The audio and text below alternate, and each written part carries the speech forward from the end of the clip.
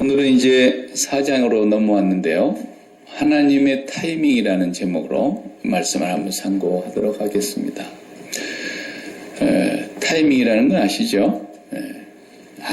참 타이밍이 절묘하게 맞았다. 그런 거 있잖아요. 전부가 이 타이밍이 굉장히 중요합니다.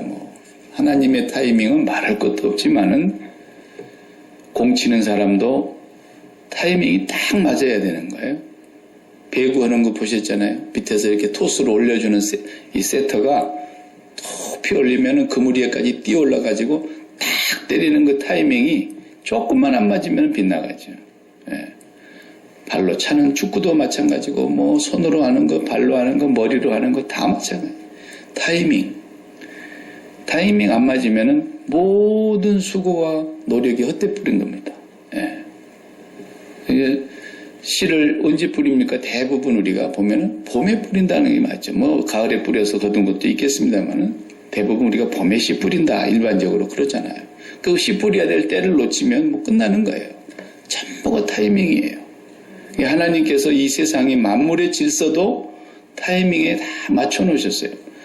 어떤 날은 태양이 27시간 만에 넘어갔다가 한 바퀴 돌아오는데 말이에요. 지구를 한 바퀴, 지구가 이렇게 돌잖아요. 그러면은 태양이 27시간 만에 보이다가 또 어느 때는 또 12시간 만에 보이다가 어떤 때는 또 24시간만큼 다 보이다가 이게 시도 때도 없이 지구가 돈다고 해보세요.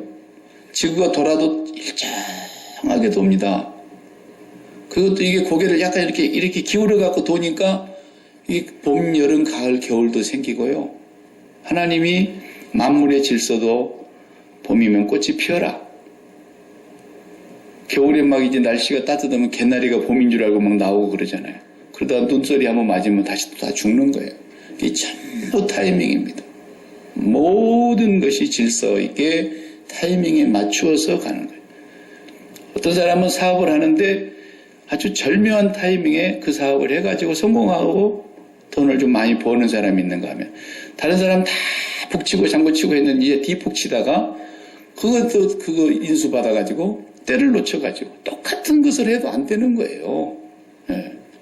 모든 게 그렇습니다. 세컨 몰기지 프라임 사태 나왔을 때 미국이 다 망한 건 아니거든요. 그때 부자 된 사람이 많습니다, 여러분. 그것도 그 타이밍을 잘 잡아가지고 이런 때는 뭘 해야 되는가. 망하는 사람은 망하지만 그때 또 부자 된 사람은 일어서는 거예요. 이게 하나님께서 모든 만물의 질서를 넣어두신 것이 타이밍에 의해서 돌아간다는 걸 아셔야 됩니다. 하나님의 구속 역사도 마찬가지입니다. 세상 사람들은 그걸 인정하지 않지만 하나님이 이 역사의 주관자이시면서 동시에 이 역사 가운데 무슨 역사가 또 있느냐면 구속의 역사가 있어요. 그걸 구속사라 그래요. Salvation History. 그냥 우리가 살아가는 이 역사, 이것도 하나님이 주관하시지만 그 역사 속에서 더 놀라운 하나님의 구속사가 있다는 거죠. 그 인류를 구원하시기 위한 하나님의 역사를 말하는 거예요. 그 하나님의 역사는 하나님의 때에 반드시 이루어지게 되어 있고 한 번도 그 하나님의 구속사가 이그러지거나 엇갈리거나 늦어지거나 그런 적이 없습니다. 하나님 계획하신 때에 착착착 이루시는 거예요. 성경을 보면서 우리가 그런 걸 배우는 겁니다. 타이밍을 놓치면은 안 되는 것처럼 보세요. 요셉이 팔려갔는데 감옥에 갔어요. 억울하게. 정직하게 살고 성결하게 산다는 이유 때문에 자기가 그 부인의 유혹을 뿌리치고 도망을 갔는데 오히려 누명을 뒤집어 씌워가지고 감옥에 쳐넣었다 이거예요.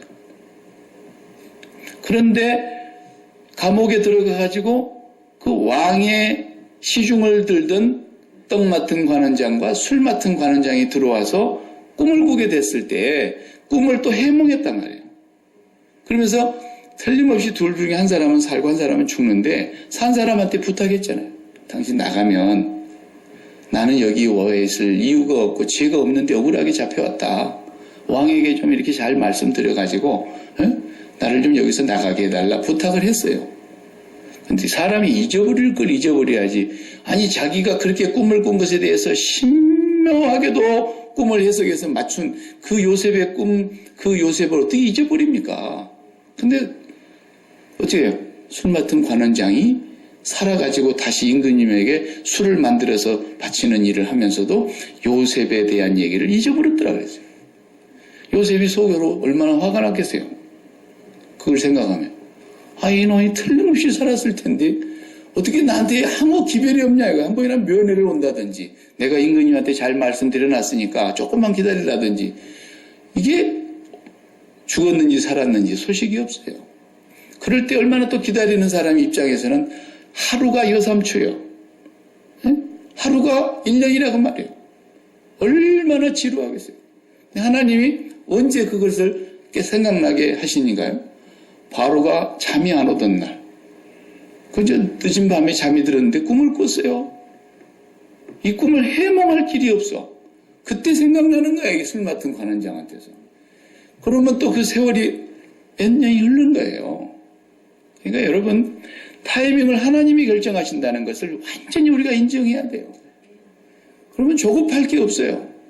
그리고 지금 안 되면 하나님의 때가 아닌가 보다. 그러시면 되는 거지. 그걸 또 하나님의 때에 자기가 막 더 하나님보다 똑똑하게 가지고 막 그걸 밀어붙여 봐요. 되는 확률이 15%는 된다 그랬지 내가 항상. 그렇게 밀어붙여도 되는 확률이 그건 예수 믿고 안 믿고는 상관없어요. 불교인이든 기독교인이든 안 믿는 사람이든 뭐 무종교든 이슬람교든 다 아무것도 안 믿어도 밀어붙이면 되는 확률이 15%는 어디는 나오게 돼 있어요. 기독교인도 하나님 안 믿고 해도 15%는 된다니까요. 근데 이제 하나님의 때가 아니기 때문에 끝장날 때가 오는 거예요. 네. 그걸 알아야 돼요, 우리가. 네. 어제 며칠 전에 기차길로 가야 될 기차가 I5로 달려보려고 내려왔던 것 같아요. 네. 경찰이 그 사고 조사를 해보니까 30마일로 그 구간을 통과해야 되는 구간에 뭐 70마일로 달렸다고 그러죠. 80마일. 세상에 거의 3배 가깝게 달린 거 아닙니까? 아무리 세상이 빨리 돌아가도 그렇지 그 사람의 심리가 요즘 속도감이 없어요. 워낙 빠르게 세상이 돌아가니까 좀 빨리 간 것이 느껴지질 않지 않습니까? 옛날에 소 달구지 끌고 다닐 때는 경운기로 바깥 타도 굉장히 빨리 간 것처럼 느껴졌는데 요즘은 뭐 비행기로 다니던 세상을 사니까 그 30마일로 달리던 곳에서 80마일을 달렸다니까. I5로 자기가 내려와서 달려보려고 했던가 봐요. 얼마나 많은 사람이 애꿎게 다쳤습니까? 100명 넘게 부상을 당하고 3명은 죽고 막 이러잖아요. 그리고 또 그 교통 처징 시간에 차 위로 막 기차가 떨어져가지고 차가 그냥 박살이 나고 그렇더만 하죠. 이야, 예? 찬성이는 그 앞에 기차 타고 왔으니까 망정이지. 그게 그렇게 되더라면 또 어떻게 될 뻔했어요. 내가 산 게 아니에요. 예. 오늘 하루 동안에도 무슨 일을 만났는지 네가 알지 못하기 때문에 내일 일은 자랑도 하지 말라 그랬잖아요. 다 타이밍이에요. 타이밍. 하나님의 타이밍. 우리 이걸 철저하게 믿고 사는 사람들이어야 되는 거죠. 오늘 본문에 타이밍이라는 말을 제가 어디서 찾는 거냐면 4절이에요. 4절. 때가 참해 그랬어요. 타이밍이 딱 맞았다는 거예요. 이건 흐르는 시간을 말하는 거 아니에요? 히스토리를 얘기하는 게 아니라 셀베이션 히스토리. 하나님의 구속의 역사. 이 구원의 역사에 때가 찼다라는 거예요. 그래서 그때에 하나님께서 정하신 메시아를 세상에 보내시려고 여자의 몸에서 잉태하게 하시고 예수가 탄생하게 하셨다. 그 여자의 몸에서 잉태해갖고 탄생하게 하신 얘기를 언제적에 하신 얘기인데 언제적에 그런 얘기했어요? 뭐 이사야 선지자 때도 보라 처녀가 잉태하여 아들을 낳게 이사야 7장 14절에 그 예언이 있어요. 그러나 우리가 더 거슬러 올라가서 조금 더 거슬러 올라가서 아주 거슬러 올라가면은 창세기 3장에 나와요. 그렇잖아요? 뱀을 심판하시고 저주하시는 말씀하실 때 그랬잖아요. 뱀의 후손은 여자의 후손의 발꿈치를 상하게 하겠지만 여자의 후손은 뱀의 머리를 그냥 쉽게 말하면 박살내버릴 거다 그러죠. 뱀은 꼬리를 잘라도 안 죽더라고요. 제가 뱀을 많이 잡아봤는데 뱀은 어디를 때려야 한 방에 죽습니까? 대가리. 뱀은 대가리를 쳐버려야 됩니다. 네. 한 방에 그냥 죽는 거야. 머리를 그냥 탁 치면. 예수님께서 오셔서 사단을 그 발 아래 짓밟을 것을 말씀하실 때 그런 거 아닙니까? 그러니까 여자의 후손은 뱀의 머리를 상하게 할 것이요. 그때가 이제 성경학자들은 그걸 원시복음이라 그래요. 최초의 복음이라는 거예요. 그게 인류가 범죄함으로 인해서 뱀에게 꼬임을 받고 마귀에게 속아서 하나님 앞에 죽음을 이제 죄값으로 받았는데, 그때 하나님께서 뱀을 심판하신 말씀하시면서 인류 구원의 언약을 말씀하셨다. 최초의 복음이다. 그래서 원시복음이다 그래요. 이 사건이 일어난 일에 몇천 년이 흘렀는지는 모르겠어요. 네. 왜냐하면 고대 역사는 우리가 측량할 수가 없으니까 괜히 그냥 학자들은 무슨 뭘로 가지고 측정을 해가지고 6천만 년 전에 이러고 그러는데 지가 그때 있어봤나? 그냥 하여튼 과학에서 하는 얘기니까. 그러나 하여튼 몇천 년이 흘렀는지 몇만 년이 흘렀는지 저는 모르겠어요. 성경학자들 가운데는 6천 년이 흘렀다 이렇게 꼭 꼬집어서 얘기를 하려고 그러고, 마지막 1000년은 이제 천년왕국 시대가 돼가지고 7000년이 되면 종말이 온다 그러는데 지금 7000년 넘었잖아요. 자기들이 계산한 대로도. 그땐 거짓말을 다 뽀록 날 것을 이제 그렇게 하는지 모르겠어요. 7000년이 벌써 지난. 그러니까 그 쓸데없는 그런 역사를 가지고 하나님의 때를 맞추려고 그러면 안 됩니다. 구속의 역사와, 성경에도 크로노스라는 말을 썼어요. 그리고 카이로스라는 말을 썼고, 카이로스라는 것은 하나님의 때가 참에 그 때, 그게 카이로스예요. 그리고 크로노스 그럴 때는 헬라 사람들이 둘로 구분을 했다고요. 크로노스 그러면 우리의 시계에 맞춰 7시 반이 지나갔구나. 이렇게 우리가 시계를 보고 얘기하는 크로노스의 시간을 말하는 거고, 카이로스 그러면은 이건 사람이 측량할 수가 없어요. 하나님의 때예요. 그러나 그건 반드시 이루어지는 거예요. 하나님의 약속은 절대로 어김없이 이루어지는 것입니다. 네. 그래서 그 때가 참해 그랬어요. 그러니까 우리 예수 믿는 사람들에게서는 이 시간 속에서도, 크로노스의 시간 속에서도 기다려야 됩니다. 안 기다리고 됩니까?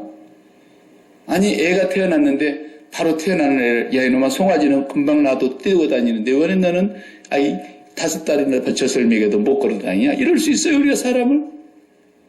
송아지는 그냥 나온 뒤에 한 10분 지나면 벌떡 일어서더라고요.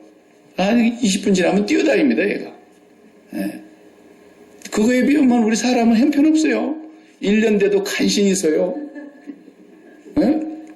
1년 돼가지고 한 걸음 뛰는 날 막 사람들이 입이 막 찢어졌잖아요. 너무 좋아가지고. 네. 걸음 하면서 이게 때가 있어야 된다 그러죠. 그게 또 하루아침에 사람 됩니까? 그게 얼마나 부모 속을 그냥 휘집어 놓고 걱정 근심거리가 돼가지고, 왜냐하면 죄덩어리가 하나 더 나왔으니까. 혼자 죄덩어리일 때는 나 혼자 그냥 감당하면 되는데 둘이 붙어서 하면 죄덩어리가 2개요. 거기서 또 하나 나오면 죄덩어리가 3개예요. 그러니까 이게 얼마나 힘들어집니까, 인생이. 때가 돼야 되는 거예요. 언제 사람 돼요? 죽을라 그러면. 그거 다행이요. 그래도 죽을라 하더라도 사람 되면 구원이라도 받죠. 응? 죽는 날까지 못 깨닫는 사람은 이거 어떻게 하면 좋아요? 응? 그러니까 사람이 이 시간 속에서도 때가 있어야 됩니다. 오늘 심었는데 다음날 아침에 막 땅을 파갖고 왜 안 나와? 이럴 수 있어요? 시간이 지나야 풀도 나오고 채소도 나오고 열매도 맺고 다 시간을 내야 되는데, 우리가 그런데 못 기다리면 그건 사람이 안 되는 거죠. 그걸 못 기다리면 다 죽는 겁니다. 우리가 어릴 적에 자랐을 때 우리 부모님들이 안 기다려줬어 봐요. 우리 다 죽었습니다. 맞아서. 기다려주고 또 기다려주고. 우리가 넘어지면은 야 너는 왜 이렇게 넘어지냐? 그러지 않잖아요. 그 넘어지는 이제 한 발자국 떼놓고 넘어지잖아요, 애들이. 1년 만에. 그러면은 언제는 2발자국 뛴다고 좋아하고, 언제는 3발자국까지 뛴다고 좋아하고, 이제는 아주 그냥 걷는다고 좋아하고, 그런데 넘어졌다고 발로 찹니까, 애를? 넘어졌다고 애를 막 혼내킵니까? 계속 우리가 기다려줘 갖고 사람 된 겁니다. 근데 하나님의 때도 못 기다린다고 믿는 사람이 아닌 거예요. 하나님의 때가 있는 거예요. 하나님이 오죽 때를 잘 맞추시겠습니까? 우리도 타이밍을 맞추려고 애를 쓰는데 하나님이 맞추는 타이밍은 정말 절묘해서 한치의 오차가 없는 거예요. 역사학자들은 이 때가 참여를 어떻게 해석하느냐며 성경 역사학자들은 예수님 오실 때가 딱 맞았다는 거예요. 한번 들어보실래요? 뭐 옳은 얘기는 아니지만 참고하셔야 해요. 참고. 이 인류 역사 속의 히스토리 안에서도 예수님이 왜 1200년대에 오시지 않고 1000년에 오시지 않고 500년에도 오시지 않고 딱 그때 오셔가지고 예수님을 기점으로 해가지고 Before Christ, Anno Domini 이렇게 나눠놨냐 이거예요. AD와 BC로. 예수님이 딱 그 역사의 중심에 구약, 신약 딱 가운데 오셨단 말입니다. 예수님 이전 BC 몇 년 우리가 그렇게 얘기하잖아요. 그리고 예수님이 오신 해라 그래가지고 아노 도미니 그것은 라틴어입니다. 아노 도미니 예수님의 해라는 거예요. 탄생하신 날로부터서 AD 몇 년 됐다 이렇게 하잖아요. 그러니까 그 예수님이 오셨던 그 시대가 역사적으로 어떠한 때였느냐 역사학자들은 그걸 한번 연구해 본 거예요. 어떻게 연구를 해봤습니까? 그때는 미국이라는 나라가 없었다면 그때는 어느 나라 때 왔어요 예수님이? 로마라고 하는 나라가 오늘날로 말하자면 미국 같은 엄청난 대제국으로 그 지중해를 중심으로 해서 북아프리카, 남쪽으로 북아프리카, 북쪽으로 유럽, 동쪽으로는 이 지중해 연안까지 완전히 다 로마가 통치하고 있었어요. 그러니까 뭐 얼마나 땅이 넓습니까? 한 나라가 그렇게 세계를 제패하고 있을 때입니다. 근데 그렇게 큰 나라가 되면 뭘 제일 먼저 하느냐? 제일 먼저 하는 거면 도로를 만들어야 된다. 도로를. 전쟁을 산으로만 다닐 수 없잖아요. 도로로 다니면서 전쟁을 하고 연락을 빨리 하려니까 도로를 만들어야 되고 그러니까 어느 날처럼 세계에서 잘 나가는 나라는 다 가서 보면 뭐가 달라요? 도로가 달라요. 전 세계 사람들이 미국 들어와 보면 진짜 안 들어간 데가 없이 도로가 다 생겼어요. 약기만 이 시골 여기까지 도로가 고속도로가 뚫려 있는 거예요. 여기를 안 통하고는 어떻게 트라이시트로 어떻게 들어갑니까? 그러니까 다 길이 있는 거예요. 로마는 그런 길을 만든 겁니다. 그래서 그때 나오는 말이 전 세계의 모든 길은 로마로 통한다. 그랬던 거죠. 로마가 125도를 전 세계 자기들이 다스리는 나라를 그렇게 도를 나눠 놓고 거기에다가 총독들을 보내고 거기에다가 군사들을 만들고 전쟁이 일어나면 빨리 가서 거기서 진압을 해야 되기 때문에 도로가 있어야 돼요. 도로가 사통팔탈로 너무나 도로가 잘 되어 있어 가지고 그 도로를 하나님이 이용하셔서 뭐가 전파되겠어요? 복음이 전도되게 복음이. 걸어서 다녀야 된다 하더라도 길이 있어야 되는 건데 말을 타고 갈 수 있는 길이 생겼고 마차를 타고 갈 수 있는 길이 생겼고 길로 말미암아 복음이 들어가지 않는 곳이 없도록 만들었어요. 하나님께서. 하나님은 그때도 그런 때를 기다리시고 계셨던 것이 아니겠나? 역사학자도 그렇게 보는 거예요. 맞는지 안 맞는지 나중에 하나님 앞에서 물어보세요. 왜 하필이면 그때 예수님을 보냈느냐 이거죠. 또 그 당시에 언어가 이렇게 그냥 국경만 넘어가면 지금은 말이 안 통해가지고 세계의 공통어를 영어를 써야 되잖아요. 그렇죠? 왜? 미국이 세계를 지금 컨트롤을 하고 있으니까 달러를 써야 되고 하여튼 미국을 이겨보려고 지금 어떻게 쓰든지 달러를 안 쓰려고 유로화를 만들어가지고 막 견제하고 그렇잖아요. 조금 있으면 이제 중국 화폐도 세계의 공통화폐로 쓰자고 지금 그럴 판이에요. 좀 지나면 저 사람들이 달러가 이제는 가치가 떨어지고 그러니까 미국의 언어 영어를 전 세계가 쓰는 겁니다. 유엔이 각 나라가 대표가 모여서 회의를 하는데 다 영어로 합니다. 그럼 로마는 뭔 말로 하겠어요? 당연히 헬라말로 해야죠. 로마 시대는 헬라어가 그리스 언어가 로마의 언어니까 전 세계의 모든 사람들이 로마로 가서 말을 하려면 로마 말을 써야 되는 거예요. 로마 말을 쓰는 사람은 수준이 높은 사람이에요, 첫째. 예. 영어를 쓰는 사람들 수준 높은 거예요. 예? 나 빼놓고. 예? 그 영어를 잘 쓰는 사람이 수준 높을 수밖에 없는 게 세계 모든 학문이 세계 과학의 분야에 경제의 분야에 모든 분야에 가장 최고 가는 학문이 논문이 다 영어로 연구서가 다 영어로 써져 있으니까 어쩔 수 없어요. 그러니까 유학 와서 배우는 거예요. 한국말로 쓴 것 가지고 아무리 해보려고 해도 한국말로 써놓은 책은 수준이 낮아. 그래서 몇 개 그냥 교수들이 번역해가지고 제자들한테 그거 가지고 그냥 공부하라 그러는 것이지 진짜 최고 가는 학문은 다 수준 높은 문서는 영어로 돼 있단 말이죠. 마찬가지예요. 그 당시에 모든 수준 높은 영어가 고급 헬라어예요. 헬라어. 그걸 누가 배웠어요? 베드로는 못 배웠어요. 베드로는 그냥 아람어 정도 하고 아주 수준 낮은 저급한 우리가 좀 말 잘 못하면 콩글리시 한다 그러잖아요. 그 헬라어를 하는도 마치 그렇게 수준 낮은 언어가 있었어요. 문법이 좀 틀리고 조금 그냥 지방 사투리 정도 그런 정도로 할 수 있는 헬라어는 했다고요. 제자들도 물론. 그러나 그 제자들은 아람어를 썼어요. 예수님이 쓰셨던 언어. 그러나 바울은 이방 지역에서 태어났어요. 로마의 땅에서 태어났어요. 길리기아 다소에서 태어났어요. 유학을 예루살렘으로 왔어요. 그러니까 히브리어와 헬라어가 완전히 둘 다 능통한 거야. 이게.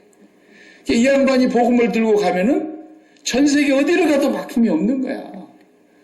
왜? 로마가 그 땅을 다 헬라어로 통일시켜놨기 때문에. 간 데마다 말이 들리면 어떻게 복음이 전해지겠어요? 하나님이 그 때를 가장 좋은 때로 하셨지 않았겠는가? 이렇게 또 역사학자들이 보는 거예요. 근데 인도에 가는 우리 이한나 선교사님이 중동도 몇 번 갔다 왔잖아요. 레반도 갔다 왔고, 요르단도 갔다 왔고, 팔레스틴 갔다 왔고, 이스라엘도 갔다 왔고, 터키도 갔다 왔고, 이라크도 갔다 왔고, 매번 거기를 갔다 와서 나는 그쪽으로 가려나? 그랬는데, 내가 그쪽 가지 말라 그랬어요. 말도 할 줄 모르는데, 나이 60에 지금 거기 가서 말 배워갖고 무슨 선교를 한다 그러냐? 하나를 배우면 두 개를 물어갖고 새끼쳐서 물고 나가버리는데, 예? 영어가 되니까 영어 하는 데를 가라 말이에요. 그러면 당장 내일 가면 모레부터 전도할 수 있는데 인도 갔다 오세요. 인도 한 달 딱 갔다 오더니 목사님 말씀이 맞습니다. 가니까 다 통하는데 수준 높은 사람 다 영어 하더라는 거야. 그래서 가서 그냥 바로 영어 해버리니까 대학원생들 만나도 대학생들을 만나도 고등학생들을 만나도 아이들이 그냥 미국 사람이 왔다 그러니까 더 좋아가지고 그냥 영어 제대로 배워보려고 막 달려든다잖아요. 그러니 얼마나 좋아요. 바로 헬라어가 모든 나라의 공용어가 돼서 지식 있는 사람들, 수준 높은 사람들 다 그걸 배워야 되기 때문에 바울은 도시로만 다니면서 그래서 전도를 했던 거예요. 시골로 다니고 전도 안 했어요. 시골은 도시에 복음이 들어가면 도시에서 자연히 시골까지 들어가게 되어 있기 때문에 그 바쁜 세월에 어디 시골까지 다 가겠습니까? 고린도의 도시, 항구 도시, 전 세계의 무역이 왕래되는 말하자면 시애틀 같은 그런 항구 도시를 간 거란 말이죠. 네. 그래서 복음이 급속도로 빨리 전파될 수 있는 환경이 되어 있었다. 언어가. 네. 굉장히 중요한 거예요. 이런 것들이. 그래서 하나님께서 예수님을 세상에 보내시는 그 때도 우리 인간의 역사에도 딱 맞았을 때 온 것 같다. 역사학자들은 이제 그렇게 해석을 나름대로 해보는 거예요. 네. 그래서 하나님의 구속의 때는 더 깊은 뜻이 다 있겠습니다만은 우리가 거기까지 다 헤아리지는 못하나 한 가지 분명한 건 뭐냐? 창세기에 언약하신 그 구원의 약속을 하나님은 아브라함을 통해서 다시 한번 확인시켜 줬어요. 네 씨에서 난다.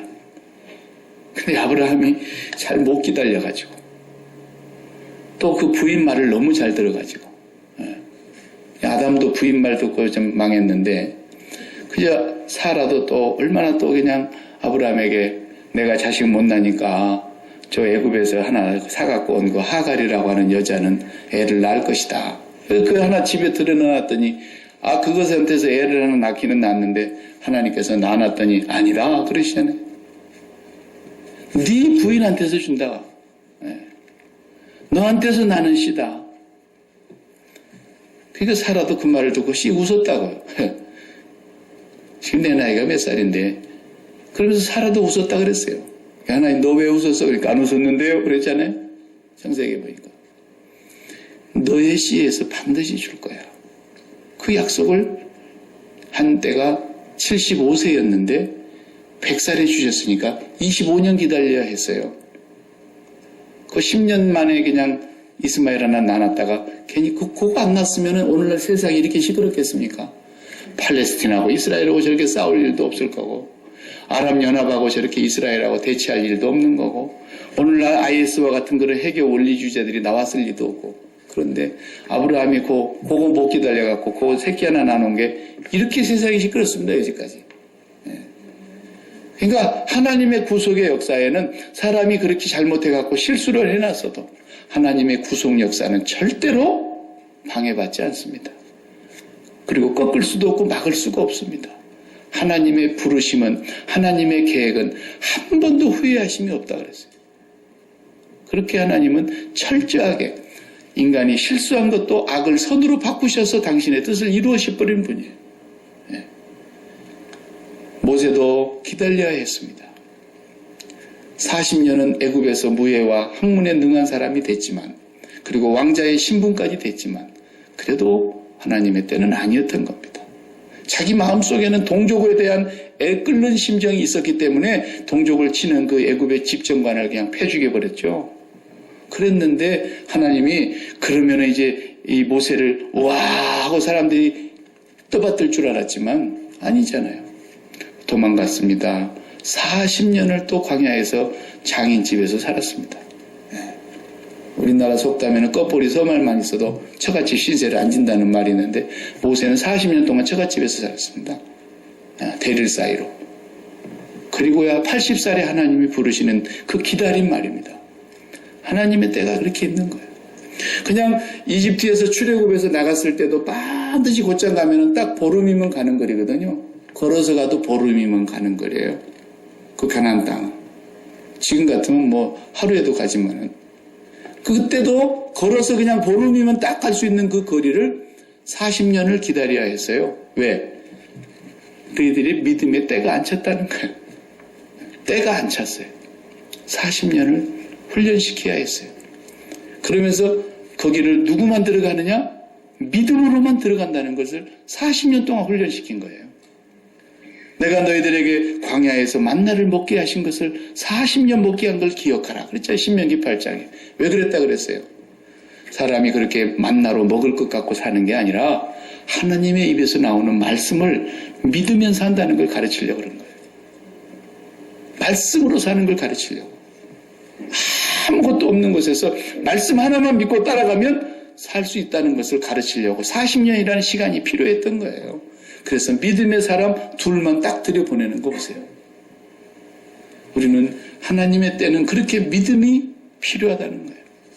그 믿음이 오지 않을 때 어디에 있다 그랬어요? 여기 본문에 보면은 1절을 보세요. 내가 또 말하노니 유업을 이을 자가, 그 말은 주인의 아들이라는 거예요. 주인의 아들이 유산을 받지 않습니까? 그런데 모든 것이 자기가 주인이에요. 주인이 죽으면 주인의 아들 거죠. 그런데 어렸을 동안에는 종과 다름이 없어서 그래서 각 나라마다 성인이 되는 나이를 정해놨잖아요.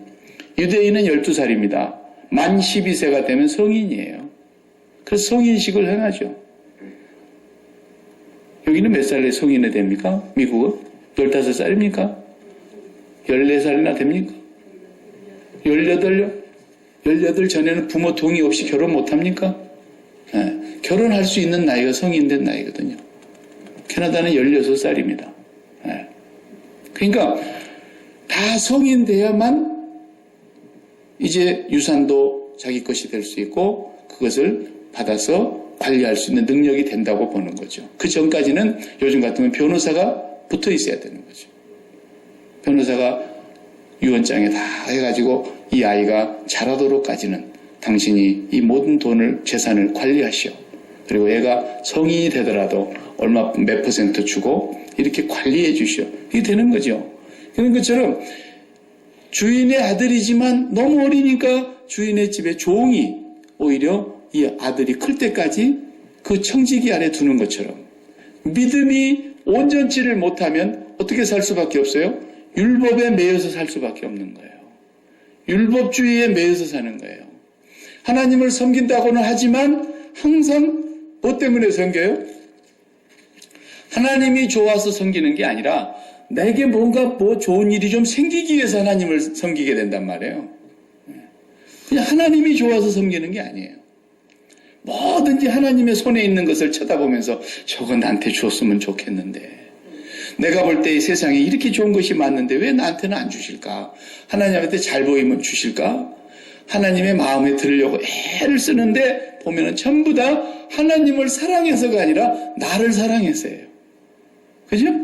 하나님을 경외해서 하나님을 잃어버릴까? 하나님이 떠나시면 어떡할까? 두려워서가 아니라 내 재산이 달아나 버리면 어떡할까? 무서워서 하나님 섬기는 거예요.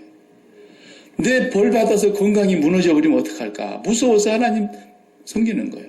그건 다 나를 경외하고 나 것 잃어버릴까 봐서 뭐 섬기는 거지. 그게 무슨 경외하는 겁니까? 이런 신앙에 매일 매여 있는 거예요. 이게 뭐예요? 율법 아래에 있는 거예요. 언제까지는 그렇게 해뒀어요, 하나님께서? 예수님 오시기 전까지는.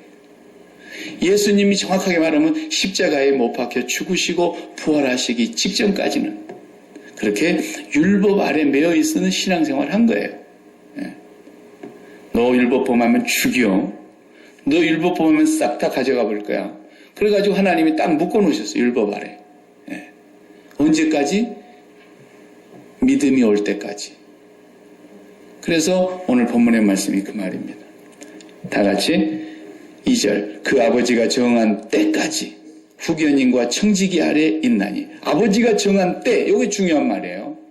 내 시간이 아니에요. 내 스케줄이 아니에요. 하나님이 정한 타이밍이라고 말해요.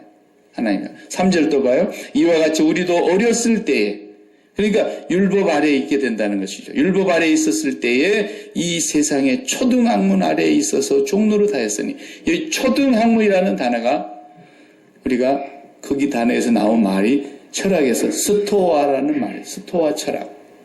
스토아 철학이라는 것은 고대 헬라 시대에 소크라테스 우리 들어보셨죠? 그 다음에 뭐 플라톤, 아리스토텔레스, 뭐 플로티노스, 뭐 여러 우리 에피큐리안 뭐 이런 철학자들 얘기 많이 들어보죠. 그때가 바로 스토아 철학 시대예요. 그때 그 말을 바울이 스토아 철학을 공부한 사람이거든요. 바울이 아주 뛰어난 사람이에요. 스토아 철학을 통달하셨어요, 당신도. 그러니까 아테네에 딱 들어가 보니까 스토익 철학자들이 모여 있잖아요, 거기.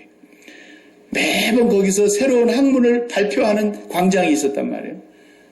그런데 바울이 거기 딱 서가지고 한마디 했잖아요. 그런데 안 믿었어요, 사람들이.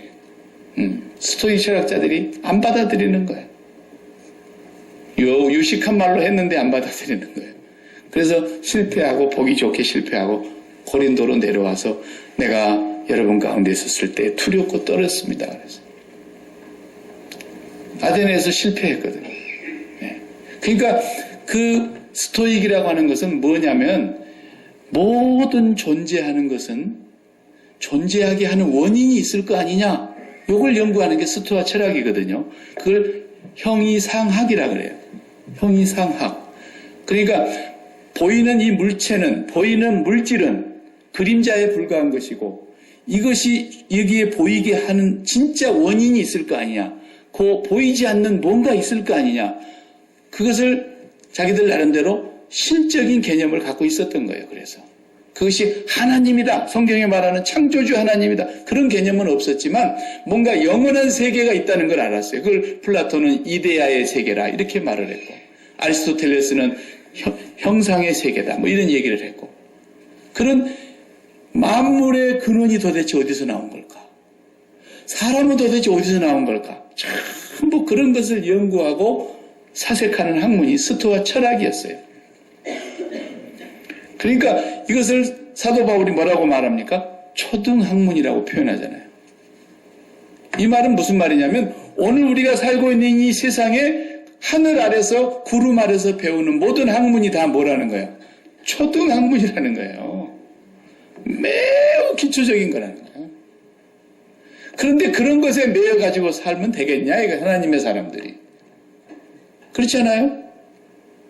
뭐가 꿈틀거리더니 나중에 세월이 몇만 년이 지나고 몇백만 년이 지나니까 이제 결국은 원숭이까지 와가지고 그 다음에 원숭이가 그 다음에 점점 이렇게 허리도 펴지고 사람도 좀 모양새가 좀 만들어지더니 턱도 좀 들어가고 그래가지고 네안데르탈인이 나왔다. 피테쿠스 아우렐리우스 피테쿠스 이름도 헷갈려. 크로마뇽이 나왔다나 치다. 이런 미친 소리를 하고 있는 거 아니겠습니까 지금? 근데 그것을 이 세상에서 어떻게 봅니까? 최고의 학문이라는 거야. 그거 해가지고 저 박사학위 받아가지고 와가지고 지금 학교에서 공부하고 있는 사람들 다 그 교수 밑에서 그러고 있는 거 아닙니까? 우리도 그 비싼 돈 주고 가서 거짓말만 실컷 배우지 않습니까? 답안지에 쓰라고 점수 맞으려고 거짓말로 다 썼습니다. 우리도. 세상을 누가 만드셨느냐 그런 문제는 하나도 안 나오니까. 그런 것을 배워가지고 그런 데서 나오는 학문을 가지고 그게 무슨 대단한 것이라고 생각하지만 사도 바울도 세상 학문 다 배운 사람이에요. 유학까지 온 사람이에요. 예루살렘에. 그런데 뭐라 그래요? 야, 그런 초등학문을 가지고 어떻게 우리가 그런 데 매여 살겠느냐 그랬다고요. 그러니까 공부는 뭐 때문에 하는 거냐? 그렇다고 해서 우리가 세상의 학문을 그냥 필요 없어서 공부할 필요가 없다. 애들 너희들 지금부터 다 그 공부 다 때려치고 일찌감치 다 그냥 연필 놔버려라. 그런 말이 아니죠. 세상의 모든 학문을 배우는 이유는 버리려고 배우는 거예요. 버리려고. 그래야 권위가 있는 거거든요. 아니 그걸 가져보지도 못한 사람이 그까짓 게 대단한 거라고. 이것은 괜히 그냥 자기가 못했으니까 자존심이 상해가지고 그냥 그러는 거예요. 그러면 안 돼요. 박사를 우리가 존중히 여겨야 돼요. 그러나 그 박사가 내가 돼보니까 아무것도 아니더라. 사도 바울 말대로 배설물이더라 그거. 돈도요 웬만큼 좀 가져보고 많이 가져봤다. 그랬는데 이거 정말 배설물이더라. 이거 아무것도 아니더라 이거. 이런 정도 얘기해야지 이게 권위가 있는 것이지 찢어지게 가난한 사람이 돈이 그게 뭐 별거야 이래봐요. 누가 믿어주나요? 안 믿어줍니다. 다른 사람은 허리가 휘도록 정말 늑골이 다 빠지도록 그리고 정말 똑같이 벌어갖고 정승같이 쓰라 그랬다고 그냥 그렇게 돈을 벌기 위해서 막 개거품을 물으면서 벌어가지고 그 돈 자랑하고 사는 사람이 있는가 하면 그렇게 번 돈을 그냥 물 쏘듯이 쓰는 거예요. 그렇다고 해서 허랑방탕하게 산다는 얘기가 아니라 정말 값진 곳에 자기 것이 아니라는 걸 철저하게 고백하면서 살더라 이거예요. 나 이번에 가가지고 그 집회하는데 호텔 잘 잡아줘갖고 호텔에서 혼자 자는 줄 알았어요. 그랬더니 어느 집으로 가라 그러더라고. 그래서 열쇠를 주지도 않고 집으로 가래요. 가서 번호 4자리만 누르면 문이 착 열립니다. 근데 그분이 거기다 이제 이사 오려고 집을 하나 사놨대요. 3층짜리를 사놨더라고요. 단독주택을. 혼자 가서 단독주택에서 4일 밤을 자니까 뭐 얼마나 좋은지 먹고 싶으면 내가 해먹어도 되고 거기 뭐 냉장고 여니까 별게 다 들었더라고. 근데 이 집이 도대체 누구 집이냐 내가 물어봤어요. 그랬더니 우리 교회 안수 집사님 한 분이 계시는데요. 이분이 의사세요. 병원을 해가지고 얼전 케어 하는 그 병원이 있지 않습니까? 이머전시는 가면은 돈 많이 들고 막 얼마나 복잡합니까? 얼전 케어를 가면은 한국식으로 해주는 거예요. 그냥 예약 안 해도 그냥 급한 대로 오면 바로바로 그 자리에서 해달라는 대로 다 해주는 어전 케어가 요즘 굉장히 인기래요. 그래서 포틀랜드에는 그 병원이 많이 생기는 거예요, 지금. 근데 이분이 최초로 했어요, 최초로 오리곤에서.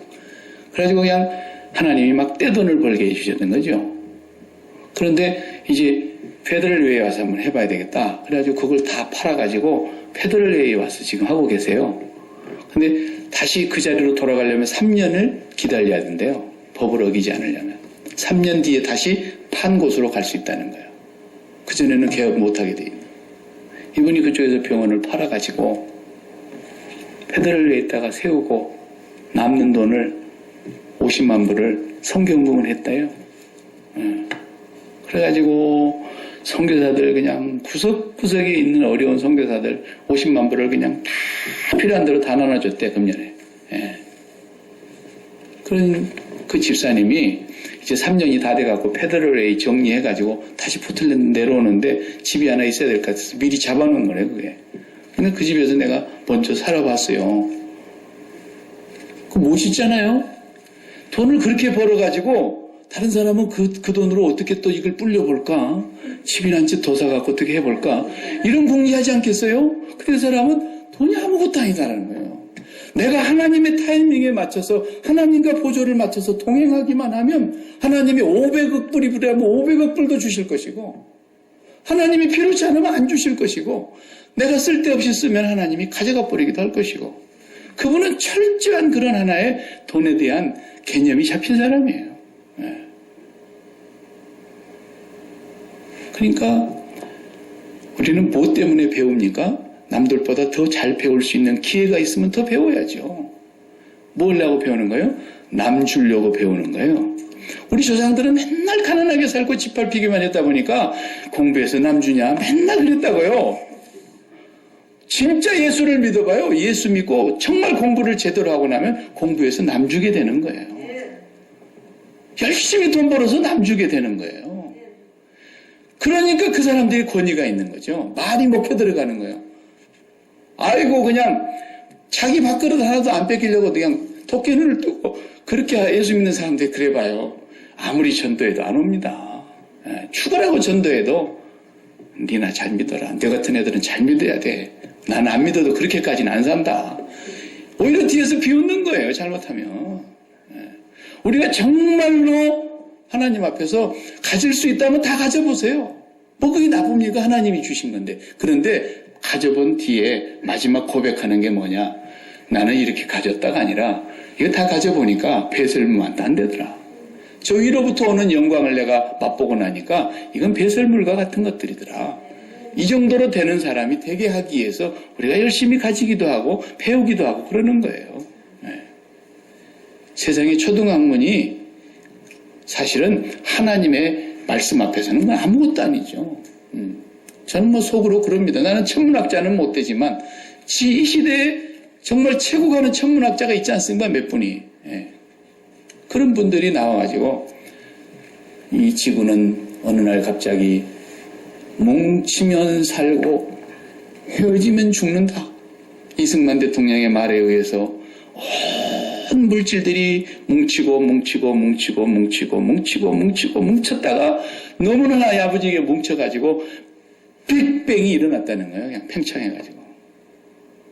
그런 소리 하면은 아이고 저 불쌍한 사람. 21세기에 가장 최고하는 천문학자가 그런 소리를 하고 있잖아요. 지금도. 그래가지고 태양이 먼저 딱 만들어져 갖고 있으니까 그 다음에 수성이 나는 제일 멀리 갈란다. 태양보다. 그래서 수성이 딱 쓰니까 그 다음에 금성이 나는 그 옆에 있을란다. 그러니까 지구가 나는 그 옆에 있을란다. 그러니까 화성도 그 옆에.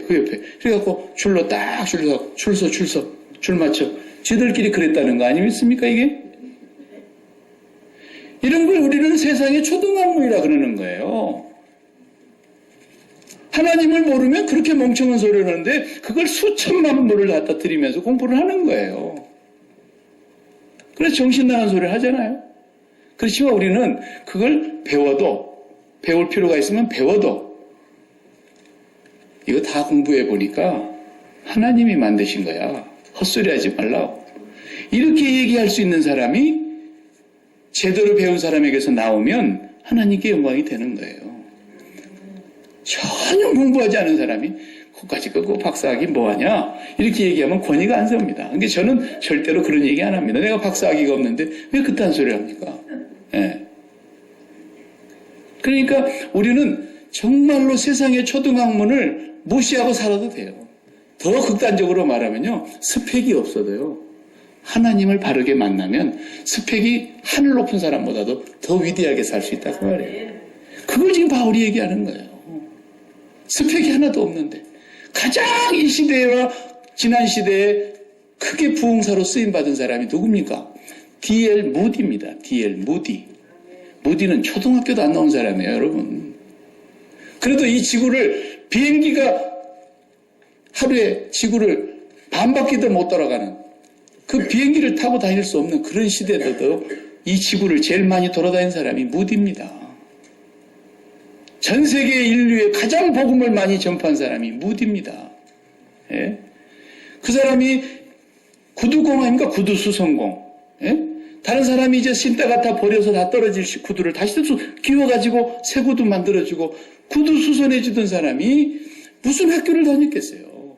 그런데 그분이 하나님을 만나고 나니까 세상에 공부 많이 한 사람도 다 무디 앞에 가서 성경 배웠잖아요.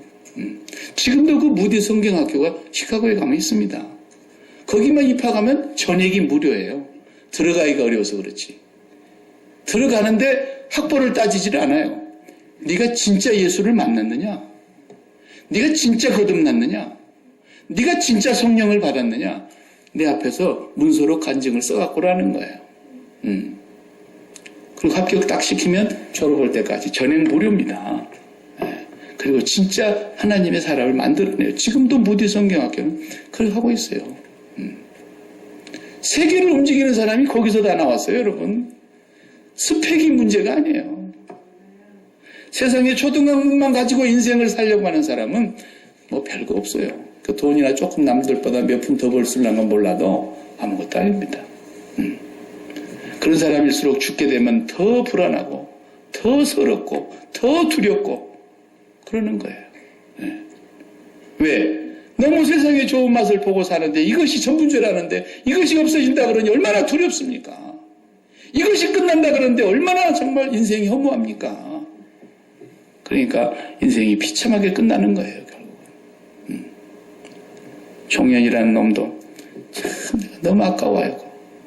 얼마나 그 아이돌로는 그게 정말 인기가 좋았고 노래도 잘하고 또 예수 믿는 아들만 보니까 장례식 할 때 보니까 참 너무너무 안타까워요. 그렇게 많은 애들이 우러러보고 오빠 오빠 그러고 그냥 걔가 지나가는 곳이면 애들이 다 침을 흘리고 그냥 이 난리를 치던 애가 왜 죽습니까? 십자가는 걸어놓고 장례식은 합디다마는 너무너무 안타까운 거예요. 주님을 못 만난 거죠. 주님을 못 만난 거죠. 세상의 초등학문 아래 종로로 타지 말아라고 주님이 지금 말씀하고 계십니다. 그러면서 그 다음 말씀 읽어봅시다. 5절 보세요. 율법 아래 있는 자들을 속량하시고 우리로 아들의 명분을 얻게 하려 하심이니라. 때가 참에 하나님이 그 아들을 여자의 몸에서 나게 하셔서 율법 아래 태어나게 하신 이유는 이 세상의 초등학문 아래 태어나게 하신 이유는 우리를 율법에서 속량해 내시려고 우리의 죄값을 갚으신다는 말이 속량이라는 말입니다.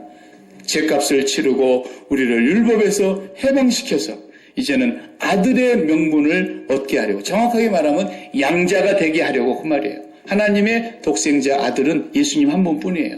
아무도 하나님의 독자는 없어요. 예수님만 하나님의 유일하신 독생자세요. 그리고 나머지는 다 하나님의 뭐예요? 양자예요. 양자. 우리가 자녀가 됐다는 말은 양자를 말하는 거예요. 양자. 그 다음 말씀 읽어보세요. 6절 너희가 아들이므로 하나님이 그 아들의 영을 우리 마음 가운데 보내사 아빠 아버지라 부르게 하셨느니라. 번역을 정확하게 했어요. 이 부분은. 아바 파테르 그랬거든. 헬라 말로는 아바라는 우리가 하는 말을 그 사람들이 빌려서 쓴 것 같아요. 우리 애들이 아빠 그러잖아요. 그 헬라 말도요. 아빠라는 말이 아람어로 아바 그래요. 아바. 우리 한국 사람들이 매운 고추를 많이 먹어서 좀 발음이 세게 나오면 아빠. 그 아바. 아바 파테르. 파테르라는 말 영어로는 father라고 말로 나온 거죠. 아바 파테르. 하나님을 아빠라고 부른다. 이야. 하나님을 아빠라고 부른다는 것은 이건 여러분 애들이요. 아빠라고 부르다가 어느 순간이 되면 뭐라고 되죠? 아버지 그래요. 그러다가 또 어느 순간이 되면 어떻게 되죠? 아버님 그래요. 그럼 1년에 몇 번 못 들어봅니다. 그 소리는. 예. 이제 끝난 거예요. 그거. 예. 아빠 그럴 때가 최고 좋은 거예요. 최고 친근감 들 때죠. 그죠? 아빠. 애기들이 그냥 아빠 그러기만 하면은 호주머니에서 뭐가 나오잖아요. 그냥. 예. 그렇게 하나님과 우리 사이가 그렇게 친근한 사이가 된다는 거예요. 그렇게 돼요. 그런데 그 아빠 된다고 하는 것을 실감을 못 느낀다니까. 실감을 못 느껴. 뭔만 느껴요? 아, 뭐 기업의 회장님이 혼외 자식이 있었다는데 뉴스에 나오죠 가끔. 네. H그룹의 왕 회장님도 어디에 자식이 있다더라 그런 얘기가 있어가지고 뭐 이미 세간에 다 알려진 얘기니까 뭐 사실이니까 그래가지고 친자 확인 소송까지 다 했지 않습니까? 그래가지고 100억씩 달라. 처음에 50억씩 달라 그랬다가 판정이 딱 났는데 왕 회장님이 돌아가셔 버려가지고 그래서 그 다음에 100억씩 소송을 했는데 얼마 받았는지는 난 모르겠어요. 그러나 그 사람들이 그런 생각하잖아요. 다 보면서 그걸 보면서 CJ그룹의 회장님 아무개 씨가 혼외 자식을 뒀다. 또 다 나왔잖아요. 또 뭐 삼성가의 하여튼 부잣집은 다 나오네. 삼성가의 이건희 씨 형님도 한 분 계시잖아요. 맹희 씨인가? 그분도 당사자가 그 여자께서 책을 썼지 않습니까? 나비야 청송 가다더니 이런 수필을 써가지고 세간에 다 알려져가지고 뭐 거짓말이 아니잖아요. 다 자식 나가지고 숨어 살았는데 소송해가지고 진짜 확인되니까 어떻게 됩니까? 어마어마한 재산이 오는 겁니다. 어마어마한 재산. 그 사람들이 와 대박 났다. 왜? 아들인 게 확인됐으니까. 근데 그 CJ그룹의 그 어머니, 그 부인의 자식은 그렇게 얘기했죠. 내가 돈이 욕심나서 친자 확인 소송을 이제야 하는 것이 아닙니다.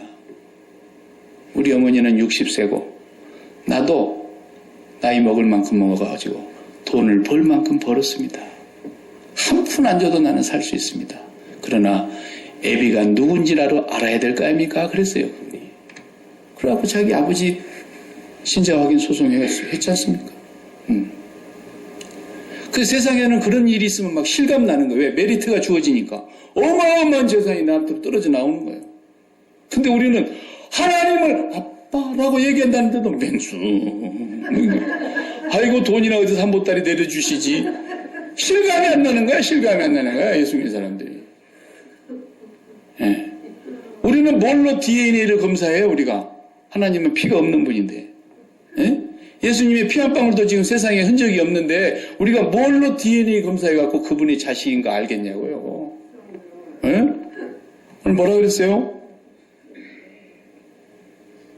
아들의 영을 우리 마음 가운데 보내사 아빠, 아버지라 그런다 했어요. 성령이 오셔서 우리가 친히 아버지의 자녀인 것을 증거하시나니 로마서 8장에서도 그랬어요. 그러니까 성령이 우리에게 오시면 우리가 그분을 아빠라고 부르는 순간 조물주의 모든 유업이 내 것이 된 줄로 믿습니다. 네? 이건 진짜입니다. 저는 우리 장인을 믿지 않습니다. 네? 이건 진짜예요. 이건 조물주예요. 진짜 조물주가 나의 아빠예요. 그것이 성령이 오시면 실감나서 어느 집에 혼의 자식이 친자 확인 소송해가지고 뭐 100억 받았다더라. 그런 메리트를 손에 쥔 것보다도 상상할 수 없는 엄청난 기쁨과 부요함이 우리 마음속에 채워지는 거예요. 그러니까 세상에 욕심이 없어지는 거죠. 자연히. 그러니까 사도 바울이 그거 배설물이야. 무슨 소리 하고 있어. 그래요. 보이는 소망을 누가 바라대요? 보이지 않은 것이니까 참고 기다릴지니라 그랬죠. 그래서 우리가 정말 그분으로부터서 그런 메리트를 갖고 있는 것을 어떻게 뭘로 증거하겠습니까? 내가 성령 받았다? 그것도 눈에 안 보이는데 성령 받은 사람의 증거가 뭐냐고요? 그리스도와 함께 죽은 것입니다. 그리스도와 함께 죽은 거예요. 그거 외에는 증거가 없어요. 그러니까 내가 예수 그리스도를 마음에 모시는 순간에 내가 지금까지 마음에 좋아했던 모든 미스김도 다 달아나고 미스리도 다 빠져나가고 미스박도 다 빠져나가고 아무것도 없어요. 하나님이 쏙 들어와 버리고 나니까. 그 말이에요. 돈도 다 미스 돈, 미스 명예, 미스 행복, 미스 뭐 성공, 미스 출세, 미스 건강 아무것도 아니다라는 거예요. 그건. 그러니까 사도 바울의 고백이 진실되게 나오는 거죠. 살아도 주를 위해 살고 죽어도 주를 위해 죽나니 살아 죽으나 내가 주의 것이고 지금이라도 내가 뭐 죽어가지고 몸을 떠나 그리스도와 함께 있는 것이 더 좋겠다 그랬잖아요. 그런 메리트를 우리가 지고 있는데 하나님 앞에서 아직도 세상에 대해서 죽지 못해가지고 여기다 한 푼 안 주시고 어디다가 주시려고 그러냐고 맨 그런 것만 붙들고 앉아있는 사람이 이게 과연 지금 성령 받은 사람인가? DNA 조사를 나는 할 수가 없어요. 마지막 때에 하나님께서 DNA 조사 다 하실 겁니다. 너는 내 자식이다. 분명히 검사가 나옵니다. 세상에 대해서 죽은 사람은 하나님의 DNA를 갖고 있는 사람입니다. 그래서 내 양은 내 음성을 듣고 세상의 문제에 막 붙들려가지고 죽겠는데 목사님 날 좀 살려줘요. 날 좀 죽어요. 그러면은 이 나쁜 놈아 그러고 나간 사람은 하나님의 양이 아닌 거예요. 내 양은 내 음성을 듣는다 그랬어요. 그렇게 죽으라고 그러는데도 정말이 맞다. 내가 죽어야 되는데 그 사람만 하나님의 양인 거예요. 어찌할 수가 없어요. 사람을 많이 끌어모은다고 대수가 아니잖아요. 수많은 사람이 수많은 셀 수 없는 무리가 주님을 쫓아오는데 뒤를 돌아보면서 너희들 왜 나 따라오냐? 아비와 형제와 및 자매와 목숨까지 미워하지 않냐면 나 못 따라와. 알고나 따라와라. 네. 처음에는 뭔지 모르고 교회 나왔지만 사실을 알고 따라가야죠. 네. 언제까지 달려가지고 끌고 가겠어요? 하나님의 양 되면 죽어야 된다는 말이 쏙 들어오는 거예요. 네. 이거밖에 진리가 없구나 하는 걸 알게 되는 거예요. 어찌할 수가 없어요. 네. 오늘 본문 말씀에서 우리에게 이렇게 하나님께서 엄청난 은혜를 주시려고 때가 참에 하나님께서 그의 독생자를 세상에 보내셨다고 하는 이 타이밍, 우리는 이걸 기다릴 수 있어야 되고 지금도 우리는 그 오시는 주님을 기다리고 있는 것이고 주님의 때가 다 차야 되는 것입니다. 채워지지 않으면 안 돼요. 여러분 기도도 채워져야 됩니다. 한 번 기도해보고 뭐 응답 안 된다고 그딴 소리 어디서 감히 하겠어요. 정말 주님 앞에 기도가 쌓여야 돼요. 기도의 시간이 필요해요. 목사님 나는 아무리 죽을라 해도 안 돼요. 안 되죠. 그게 어떻게 됩니까? 나를 위해서 죽었습니다까지는 고백은 돼요. 그러나 내가 죽습니다. 내가 죽었습니다는 기도가 쌓이지 않고는 안 됩니다. 주님 앞에 엎드려야 돼요. 그리고 십자가를 바라보고 그 앞에서 내가 죽었다고 하는 것을 1000번이라도 10,000번이라도 고백하며 기도를 드려야 돼요. 그래야 내 죽음이 경험이 되는 거예요. 그래야 이 세상의 어떤 메리트보다도 하나님 아버지가 나의 아빠라고 하는 사실에 그 메리트 앞에서 감격하는 거예요. 두려움이 없어지는 거예요. 걱정이 싹 다 도망가는 거예요. 찬송과 기쁨과 감사가 세상이 줄 수 없는 평강이 그 마음을 지배하는 거예요. 기도하십시다. 하나님 감사합니다. 우리 모두 다 하나님의 질서에 따라 타이밍이 있다는 것을 오늘 또 배웠습니다. 하나님이 때가 참에 만민을 구원하시려고 약속하신 그 메시아를 보내신 것 같이 오늘 또 우리가 믿음 아래서 정말로 하나님의 자녀로서 바른 신앙을 가지고 하나님의 영광을 보며 살기까지는 하나님의 때가 있어 기다려야 하며 인내해야 하며 바라보며 채워져야 하며 하나님의 목적이 있음을 분명히 깨닫게 하여 주시옵소서. 그래서 그 하나님의 때를 따라서 우리가 믿음의 생활을 잘 감당할 수 있도록 은총을 더하여 주옵소서. 예수님 이름으로 기도합니다. 아멘. 아멘.